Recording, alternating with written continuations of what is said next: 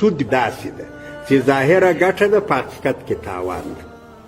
ظاهره خو راولاړ سوې یوه سړي ته دې 100 روپۍ په 120 ورکړي، تا ول اوس به 100 روپۍ درکړمه 3 ورځې بعد به 120 روپۍ راکوې، نو خو ګټه دې وکړه، له مخه 100 وې اوس 120 شي.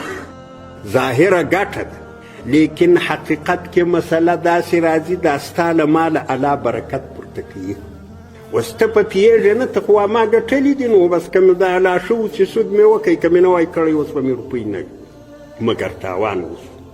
او په آخرت کې سود والا به له قبره داسې راپورته کېږي، غټ نس وي، د دې نس په وجه به دی ولاړېدای نه سای چې په ډېر تکلیف ولاړ شي، درب زار شي، بیا به ځان سره کشي نس خو غټ د ارام ولوېدلي دي، نس له وړلو وتلی دی، بیا به ځان سره کشي چې کله ولاړ سئ ریږدي به ریږدي به درب زار بشي.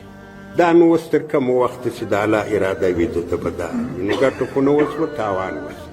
هغه داسې دلې په سود ګټلې وې، هغه د یو ثقیل د یو درانه شي په وجه الله ټولې په نس کې ورته خته کړي، اوس خپل نس نشي باري.